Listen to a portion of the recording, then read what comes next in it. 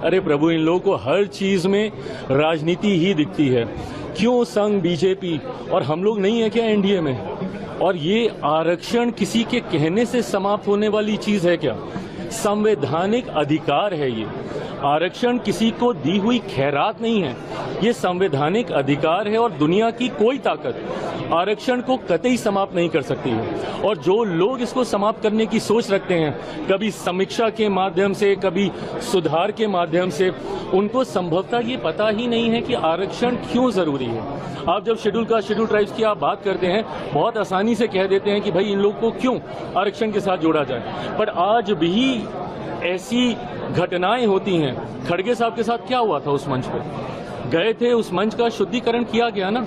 आज भी एक दलित युवक को घोड़ी पे चढ़ने से रोका जाता है, एक दलित लड़के को बारात निकालने से रोका जाता है। बड़े बड़े नेता जब मंदिर जाते हैं तो मंदिर को गंगा जल से धुलवाया जाता है। तो ये भेदभाव तो आज भी हो रहा है ना।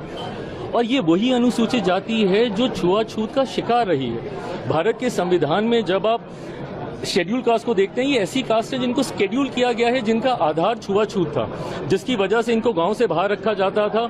इनको छूना तो दूर की बात है, देखना तब पाप माना जाता था। ऐसे में मुख्य धारा के साथ जोड़ने के लिए, और क्या हम लोग उस लक्ष्य को पूरा कर पाए? नहीं कर पाए ना।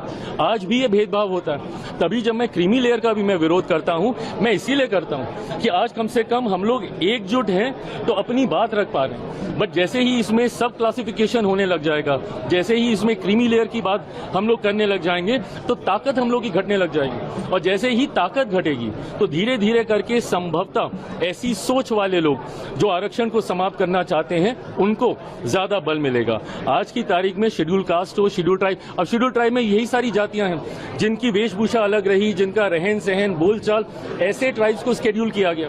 पिछड़ा वर्ग से आने वाले लोग जिनको संभवतः मौके नहीं मिले, इसके माध्यम से उनको, और अब तो जो लोग आर्थिक तौर पे कह रहे हैं, ऊंची जाति से आने वाले गरीब लोगों को भी 10% का आरक्षण मोदी जी की इसी सरकार में हम लोगों ने पारित करने का काम किया।